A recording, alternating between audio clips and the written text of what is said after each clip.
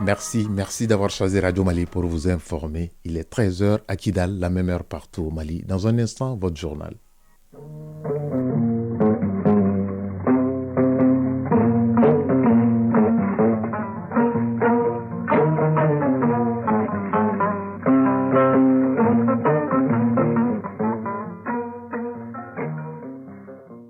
Le journal, Ousmane Daou.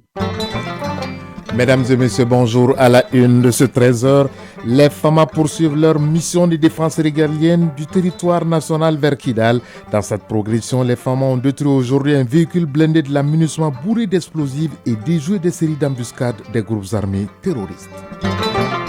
Les chefs traditionnels de tribus et de villages réunis à Bamako pour soutenir la transition. L'initiative émane de la plateforme des légitimités traditionnelles et coutumières du nord du Mali.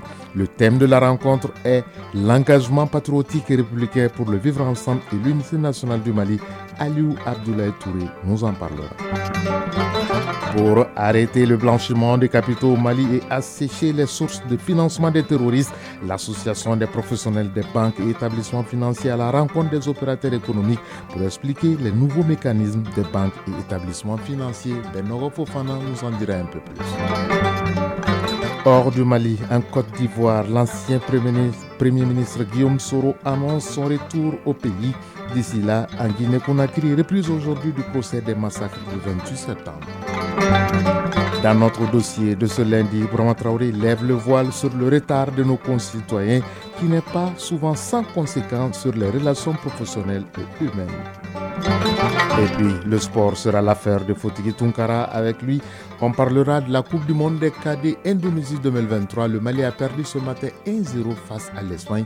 Il sera également question du championnat national de la Ligue africaine des dames et de la Ligue africaine, la nouvelle compétition créée par la Confédération africaine de football. Voilà pour le sommaire. Dans un instant, les détails. Lundi 13 novembre 2023, mesdames et messieurs, encore une fois, bonjour et bienvenue dans ce 13h.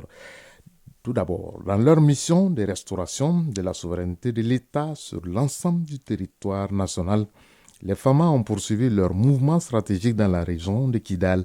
Dans leur progression vers la ville de Kidal, ils ont déjoué des séries d'embuscades de la coalition des groupes armés terroristes dans les zones accidentées de la région. Les FAMA ont brisé et réduit avec une remarquable précision et sans difficulté majeure la résistance des groupes armés terroristes pendant une série d'escarmouches de petite intensité. Au cours de leur avancée sur Kidal, la vigilance des FAMA a permis de détruire ce jour, 13 novembre, un véhicule blindé de l'amunissement bourré d'explosifs détenu par les terroristes. Les FAMA rassurent les populations qu'elles progressent avec professionnalisme vers Kidal et disposent à cet effet de ressources nécessaires, y compris la réserve d'emploi des forces pour l'atteinte des objectifs et minimiser les dommages collatéraux. Les FAMA ont poursuivi cette reconquête de Kidal depuis quelques jours. Voyons ces derniers 48 heures avec Ibrahima Traoré. Lueur d'espoir sur Kidal avec l'opération stratégique des FAMA en cours dans leur mission régalienne de sécurisation de l'ensemble du territoire et de protection des personnes et de leurs biens. La progression s'est accélérée. Les FAMA brisent d'abord la ligne défensive dressée par les groupes armés terroristes. Des actions aéroterrestres combinées permettent ensuite de mettre en débandade les terroristes. L'état-major général des armées communique en précisant que la progression des FAMA sur la localité de Kidal sera menera bien. La hiérarchie militaire rassure également que chaque étape de cette opération est soigneusement planifiée pour minimiser les risques pour la population civile, puisque la sécurité et le bien-être des citoyens demeurent une priorité absolue. Ce dimanche, se sont poursuivies les opérations visant à restaurer l'intégrité territoriale et l'éradication des groupes armés terroristes dans la région de Kidal. L'état-major général des armées annonce des avancées très significatives avec la conjugaison des forces terrestres et aériennes des FAMA qui a complètement dispersé les positions des groupes armés terroristes.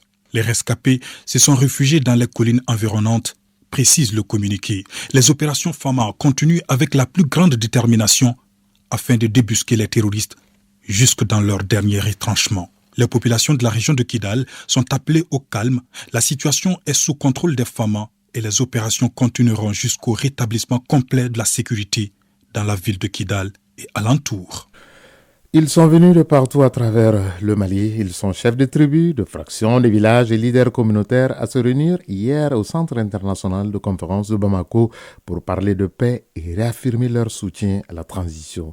Cette rencontre d'engagement patriotique est une initiative de la plateforme des légitimités traditionnelles et coutumières du nord du Mali avec comme thème engagement patriotique et républicain pour le vivre ensemble et l'unicité du Mali. Aliou Abdoulaye Touré.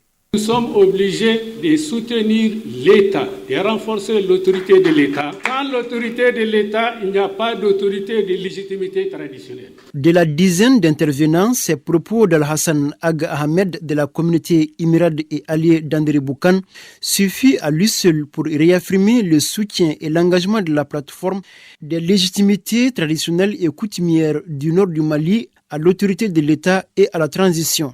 Abdul Majid Mohamed Ahmed Al-Ansari, président de la commission d'organisation de la plateforme des légitimités traditionnelles et coutumières du nord du Mali. Cette journée patriotique et républicaine va nous permettre non seulement d'approfondir une vision commune sur la situation actuelle dans le nord du Mali, et particulièrement la situation conflictuelle à Kidal, mais aussi dans un élan patriotique et corroborer notre soutien à la transition dans son processus de refondation en cours.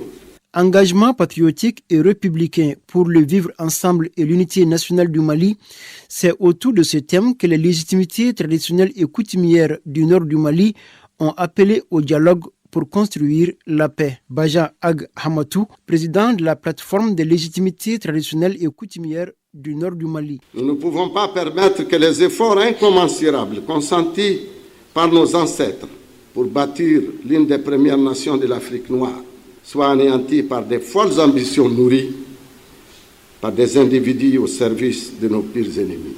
Elle est une réponse, un écho aux efforts incommensurables du chef de l'État, du gouvernement et de tous les organes de la transition pour sauver l'unité nationale, l'intégrité de notre territoire et les vivre ensemble.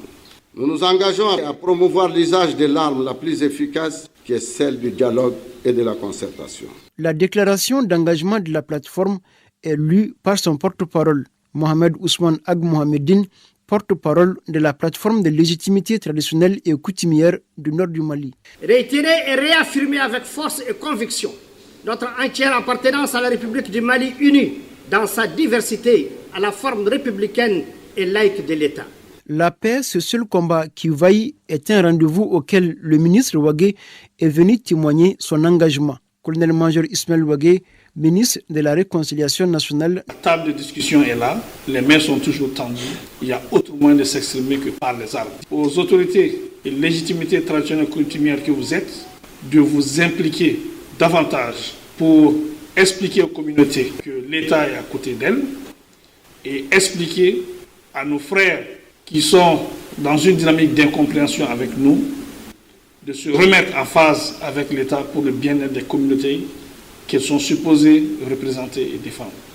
Une séance de bénédiction pour l'unité des cœurs et des esprits et un Mali uni et prospère a mis fin à la journée.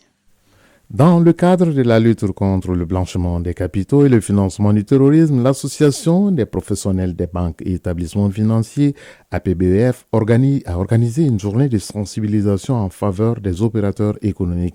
L'objectif est de faire arrêter le blanchiment des capitaux dans notre pays, mais tarir surtout les sources de financement des terroristes qui agressent nos populations au quotidien.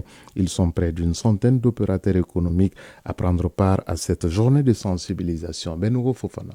Des acteurs des établissements bancaires et financiers, les opérateurs économiques reçoivent des informations sur le dispositif de lutte contre le blanchiment de capitaux et le financement du terrorisme. L'Association professionnelle des banques et établissements financiers APBF du Mali mène une lutte implacable afin d'assécher les différentes sources de financement de ce phénomène dont le Mali est victime.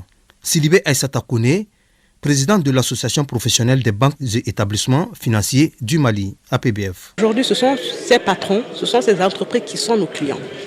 On leur demande beaucoup d'informations. On leur demande la mise à jour de certains de leurs dossiers. Ils ne comprennent pas pourquoi nous leur demandons tout ça. Donc, on a jugé utile d'organiser cette journée pour qu'ils comprennent pourquoi les banques insistent sur la documentation, insistent sur la mise à jour des dossiers, parce que nous devons être conformes avec cette loi. Cette journée de sensibilisation, première du genre entre la PBF et les opérateurs économiques, les débats porteront sur les concepts de blanchiment de capitaux et le financement du terrorisme, les enjeux de lutte contre le blanchiment des capitaux, entre autres. Koulibaly Atouma Ako, secrétaire général de la cellule nationale de traitement des informations financières. Cette journée de sensibilisation est une belle opportunité pour nous parce que les gens doivent savoir que nous avons adhéré à un système international qui nous a amené à mettre des textes en place. Les transactions se font, certes, mais qu'il faut aller désormais à la transparence. Moussadek Bali, président du Conseil national du patronat du Mali. Ce sujet est d'une importance et il touche à la sécurité nationale, à la stabilité financière et à la protection de nos entreprises. À travers cette initiative, la PBF entend renforcer la confiance entre elle et les opérateurs économiques ainsi que les investisseurs.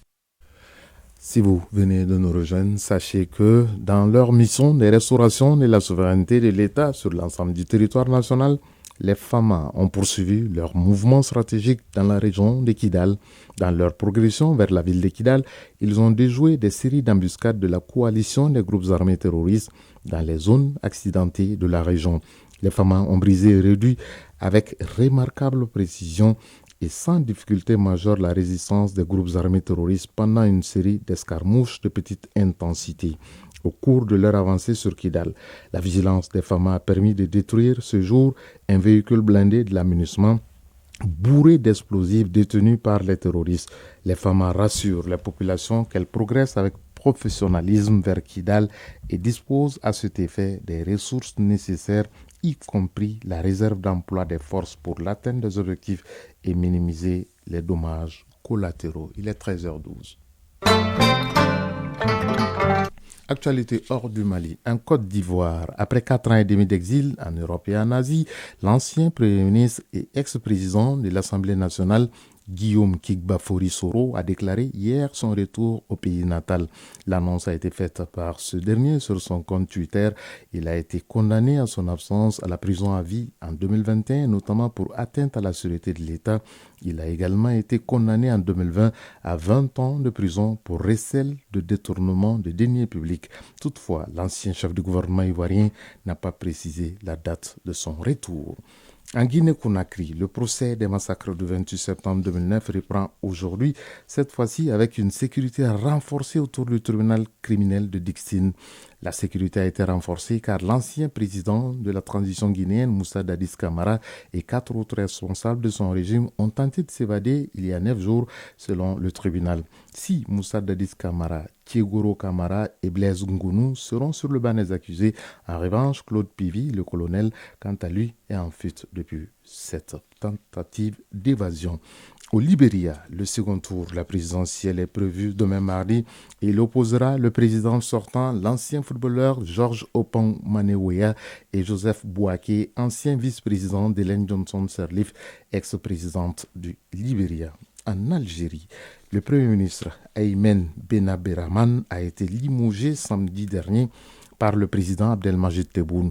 Il a été remplacé par Nadir Larbaoui, un diplomate de carrière.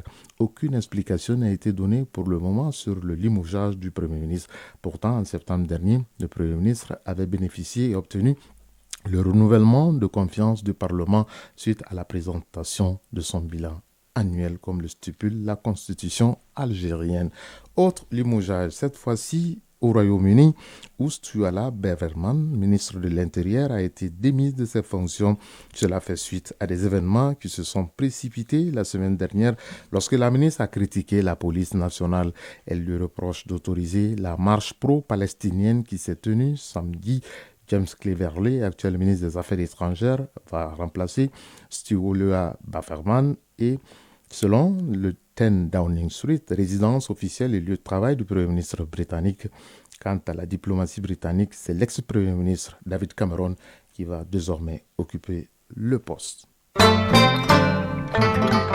Retour au plan national pour parler de notre dossier de tous les lundis. Il est devenu un comportement partagé par beaucoup de Maliens Il s'agit du retard au travail, aux cérémonies ou encore au rendez-vous. L'heure convenue n'est jamais respectée dans la plupart des cas.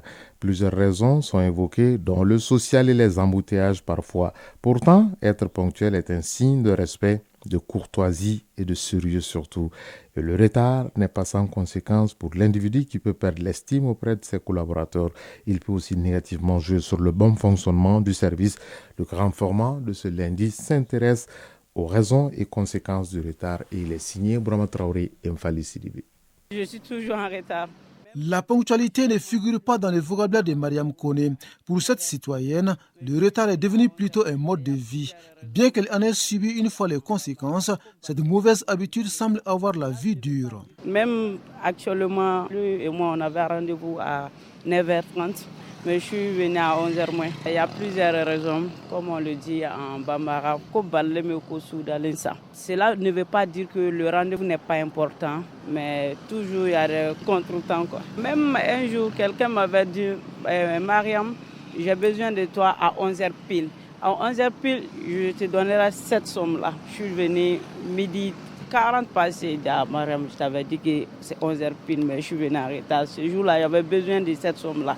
J'ai perdu la somme comme ça, à cause de faux rendez-vous. Comme on le dit, l'heure c'est l'heure après. Comme Mariam Kone, l'étudiant Yamadou Keita a également payé cash le prix du retard, à cause duquel il n'a pas pu être évalué dans certaines de ses matières, et la conséquence fut immédiate. Une fois à l'examen, j'ai été en retard, le professeur m'a cherché.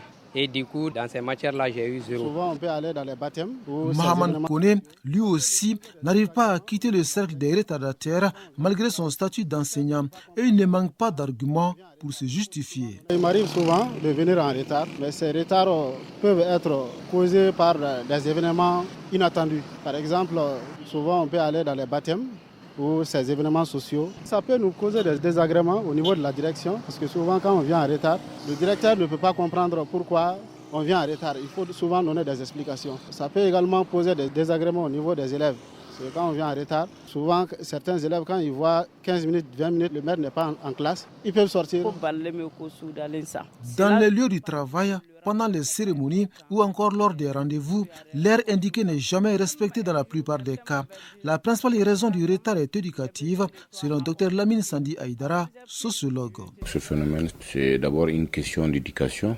Parce que normalement, tout le monde sait que lorsque on se fixe des règles, lorsqu'il y a un moment bien déterminé pour venir au service, il faut venir à l'heure. Pas dire que c'est la société qui est responsable de ça, c'est vraiment individuel pour un départ. Pas dire qu'il y a un embouteillage. Dans une société où le retard s'érige en règle, la ponctualité devient une denrée rare et du coup, le mal va s'enraciner durablement aux grandes dames des ponctuels. À force de venir en retard, c'est devenu une tradition. Et les gens se donnent le plaisir de manquer le rendez-vous ou bien de venir en retard.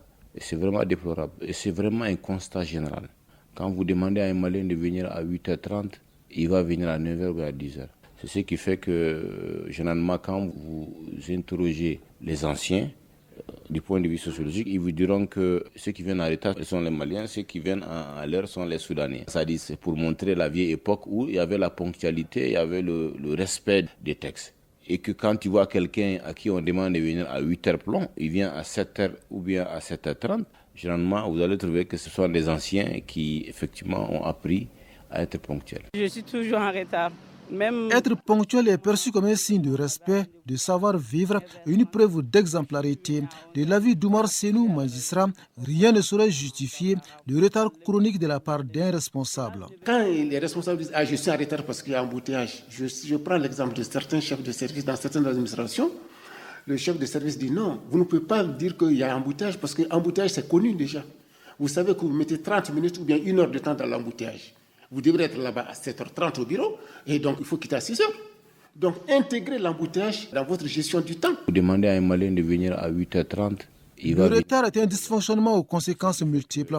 Outre la perte de la valeur et de l'estime auprès de ses collègues ou collaborateurs, il constitue un manque à gagner pour l'administration. Dr Lamine Sandi Aïdara est sociologue. Ceux qui s'adonnent à cela, ils prennent de l'argent qui ne doit pas leur revenir. Franchement, ce n'est pas honnête. Donc, c'est le constat général dans notre pays. Il suffit seulement d'être en circulation pour voir que les Maliens, généralement les travailleurs, ils viennent en retard au même moment et ils descendent avant l'heure au même moment. Ça peut nous causer des désagréments. Pour venir à bout de cet incivisme, les recettes ne manquent pas. Il faut d'abord jouer la carte de la sensibilisation, ensuite appliquer les textes. Une logique dans laquelle s'inscrit parfaitement le sociologue Aïdara. Nous sommes les champions en matière de texte. Nous avons les bonnes solutions, mais l'application laisse à désirer. Moi, je crois qu'il faut, dans un premier temps, sensibiliser aux conséquences du retard pour notre pays, pour nous-mêmes. Ensuite, appliquer les textes. Les textes sont là. Et dès qu'on applique les textes, vous allez voir, les gens vont suivre. Vous devrez être là-bas à 7h30. Suivre le bon exemple de ponctualité qui reste un élément clé dans le monde du travail, car celui qui cultive le retard récoltera le mépris et la méfiance. L'heure, c'est l'heure, après l'heure, ce n'est pas l'heure. Ce qui est bien dit, et c'est pourquoi lui, il est toujours à l'heure pour sa page sportive avec sa chemise bien colorée.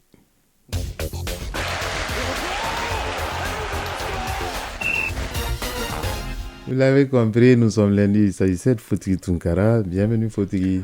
Merci, bonjour à Ousmane, bonjour à tous. Alors, on va commencer cette page sportive avec la Coupe du Monde des cadets Indonésie 2023. Le Mali a fait sa deuxième sortie ce matin. Eh bien, les cadets maliens ont perdu 1-0 devant l'Espagne. Oui, tous des victorieux lors de la première journée. Jeunes maliens et espagnols s'affrontaient ce matin pour la suprématie du groupe B et pour éventuellement s'offrir un ticket qualificatif pour les huitièmes de finale tuile pour les aigles cadets du Mali qui s'inclinent 1-0 au bout d'une partie qu'ils ont terminée en infériorité numérique à 10 contre 11. Le résumé donc de ce match avec Brahima Diallo.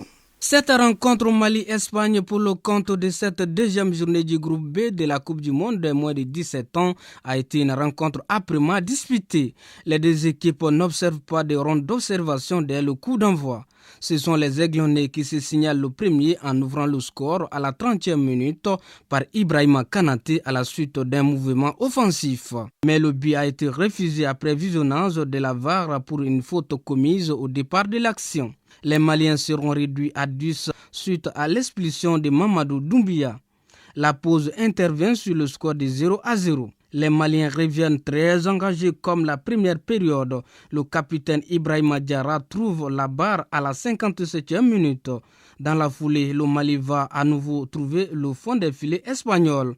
Là encore, le but est refusé pour position irrégulière de hors-jeu. Ce sont les Espagnols qui vont parvenir à ouvrir le score à la 72e minute de jeu par Juan Hernandez qui donne l'avantage à son équipe. Les poulains de Soumaïla Koulibaly vont par la suite tout tenter pour établir la parité, mais sans succès. Les Espagnols tiennent leur avantage jusqu'à la fin. Avec cette victoire, Espagne prend seule la tête du groupe B avec 6 points et se qualifie pour les huitièmes de finale.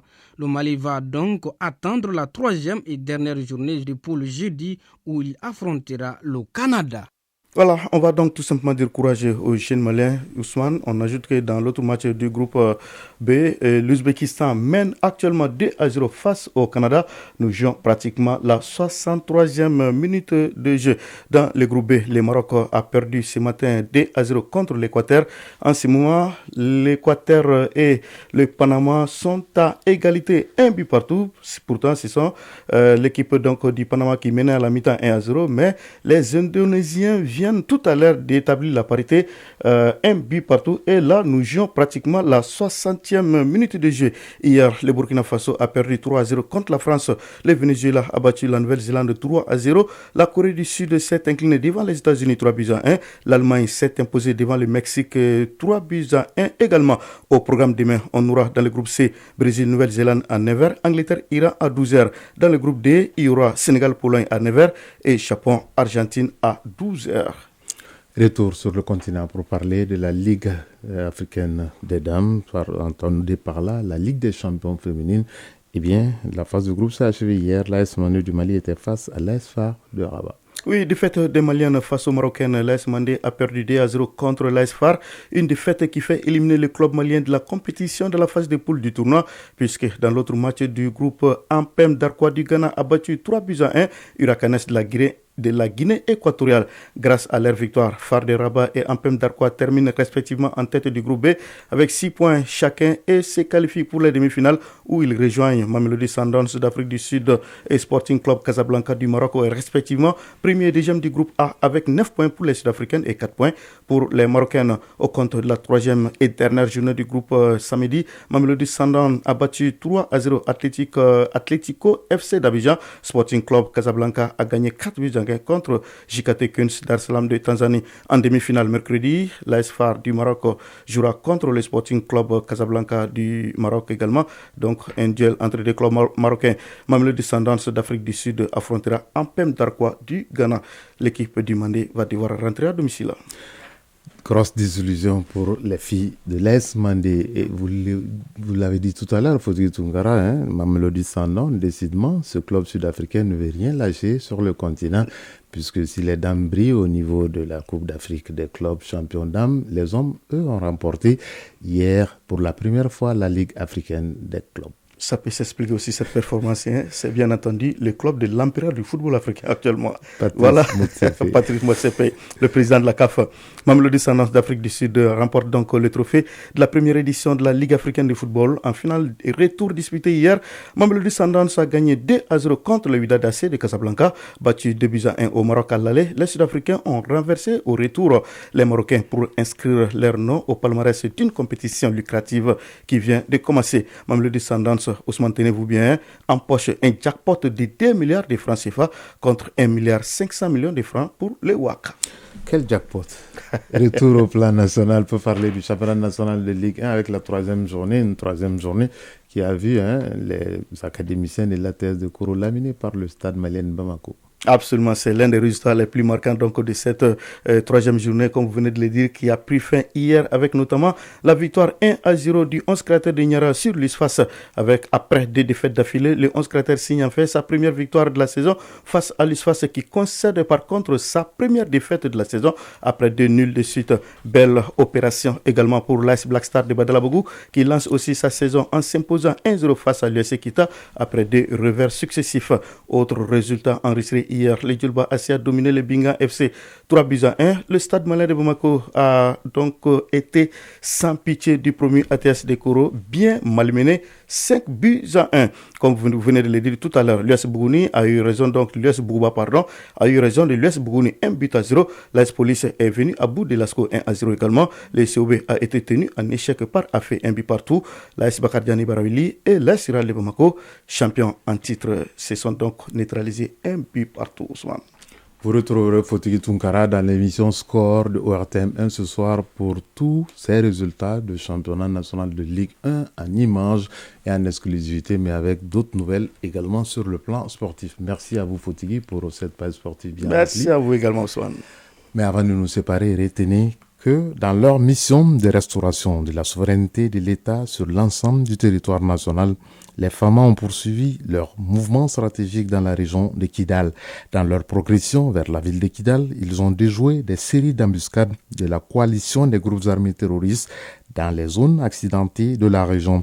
Les FAMA ont brisé et réduit avec une remarquable précision et sans difficulté majeure la résistance des groupes armés terroristes pendant une série d'escarmouches de petite intensité. Au cours de leur avancée sur Kidal, la vigilance des FAMA a permis de détruire ce jour un véhicule blindé de l'amunissement bourré d'explosifs détenu par les terroristes. Les FAMA rassurent les populations qu'elles progressent avec professionnalisme vers Kidal et disposent à cet effet de ressources nécessaires, y compris la réserve d'emploi des forces pour l'atteinte des objectifs et minimiser les dommages collatéraux. 13h27 à Dramani, région de Kaye. C'est la fin de cette session d'information qui vous a été présentée par Ousmane Daou. Mise en onde, Bintou Traoré. Réalisation, Souma Ouaïdara. Mise en ligne, Sekou Keïta. Prochain rendez-vous avec l'actualité, c'est à 19h30. Vous serez en compagnie de Koumba Sissé. Si vous êtes à table, bon appétit. Si vous avez fini de manger, bonne digestion. Mais gardez vos positions d'écoute dans un instant. Les avis et communiqués. Bon après-midi, bonne semaine à toutes et à tous. Chacun de nous ne peut être une étoile, mais tâchons de briller pour éclairer là où nous sommes. Tout le plaisir a été pour nous de vous servir et à très bientôt.